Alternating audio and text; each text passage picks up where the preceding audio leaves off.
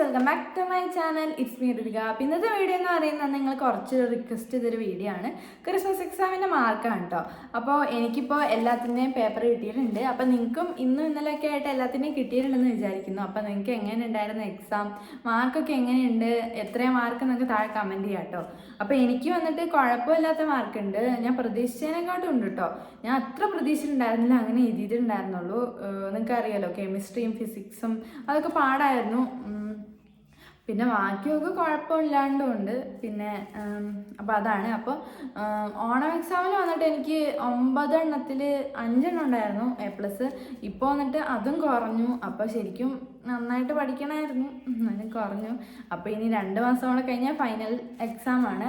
അപ്പോൾ നന്നായിട്ട് പഠിക്കണം. നാളെയാണ് ഈ ന്യൂ ഇയറുമാണ്. അപ്പോൾ എല്ലാവർക്കും ഹാപ്പി ന്യൂ ഇയർ. അപ്പോൾ എനിക്ക് വന്നിട്ട് പേപ്പറൊക്കെ കിട്ടിയിട്ടുണ്ട്. ഫസ്റ്റ് വന്നിട്ട് ഹിന്ദിയാണ്.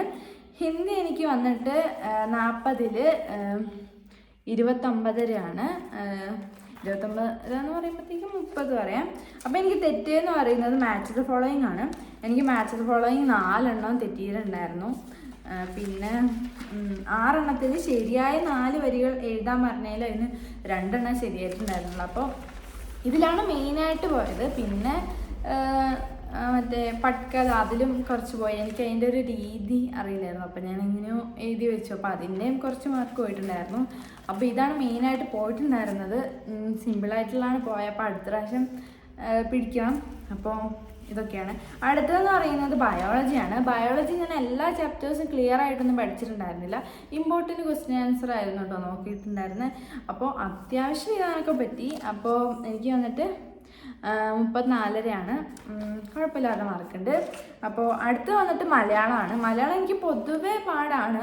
പൊതുവേ എനിക്ക് അത്ര നല്ല മാർക്ക് കിട്ടാറില്ല. അപ്പോൾ ഇപ്പോൾ വന്നിട്ട് 40ൽ 30 കാണുന്നുണ്ട്. അപ്പോൾ ടീച്ചർ ഫസ്റ്റ് 29.5 ഇട്ടിട്ട് അര മാർക്ക് ഇടാൻ എവിടെയോ വിട്ടു പോയിട്ടുണ്ടായിരുന്നു. അപ്പോൾ അതും കൂടി ഇട്ടപ്പോഴാണ് 30 ഉണ്ടായിരുന്നത്. അപ്പോൾ 30 മാർക്ക്.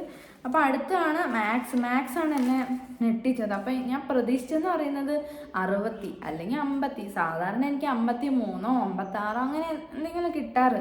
അപ്പോൾ ഞാൻ അത്ര പ്രതീക്ഷിച്ചിട്ടുണ്ടായിരുന്നില്ല. പെട്ടെന്ന് ടീച്ചർ രാവിലെ കയറി വന്നിട്ട് പെട്ടെന്ന് ഇങ്ങനെ തന്ന് ക്ലാപ്പ് അടിച്ച്. അപ്പോൾ എനിക്ക് നല്ല സന്തോഷമായി. അപ്പോൾ ആദ്യമായിട്ടാണ് ഇത്ര മാർക്ക് കിട്ടുന്നത് മാത്സിൽ. അപ്പോൾ എനിക്ക് വന്നിട്ട് 80ൽ 76 കണ്ടുണ്ടോ, 76. അപ്പോൾ ഇതിനാണ് അത്യാവശ്യം മാർക്കുള്ളൂ, ബാക്കിയൊക്കെ പോക്കാണ്. അപ്പോൾ അടുത്ത് വന്നിട്ട് കെമിസ്ട്രി ആയിരുന്നു ഏറ്റവും കുറവ് മാർക്കും.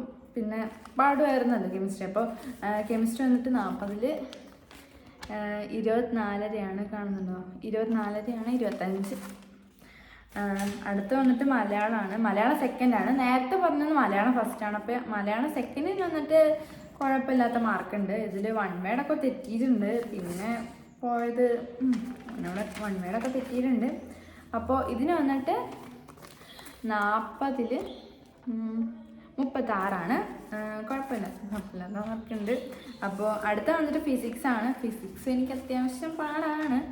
എന്നാലും എനിക്ക് വന്നിട്ട് 40ൽ 32. അപ്പോൾ ടീച്ചർ ഫസ്റ്റ് ഇട്ടത് 31. പിന്നെ ഞാൻ എണ്ണി നോക്കിയപ്പോഴത്തേക്കും കാണുന്നുണ്ടോ 31 കിട്ടിയത്. അപ്പോൾ എണ്ണി നോക്കിയപ്പോഴത്തേക്കും 1 മാർക്കും കൂടെ ഇടാനുണ്ടായിരുന്നു. അപ്പോൾ അതുകൊണ്ട് ഇട്ടപ്പോഴത്തേക്കും 32 മാർക്ക് വന്നിട്ട്.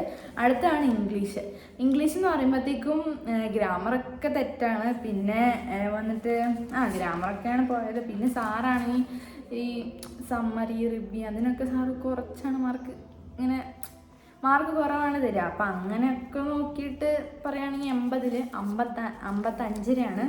അപ്പോൾ ഞാൻ പിന്നെ എണ്ണി നോക്കിയപ്പോൾ ആരാ കൂട്ടാനുണ്ടായിരുന്നു. അപ്പോൾ ആരെയും കൂടെ കൂട്ടിയിട്ടാണ് 55 എന്ന് പറയുമ്പോഴത്തേക്കും 56. അപ്പോൾ അങ്ങനെയാണ്. ഇംഗ്ലീഷിൽ എപ്പോഴും എനിക്ക് കുറവാണ് മാർക്ക് കിട്ടാറ്. അപ്പോൾ ഇനി അടുത്ത പ്രാവശ്യം നന്നായിട്ട് മാർക്കുമാണ് ഇംഗ്ലീഷിലും കെമിസ്ട്രിയിലും. ബാക്കിയൊക്കെ പിന്നെയും കുഴപ്പമില്ലാണ്ട് അങ്ങ് പോവും.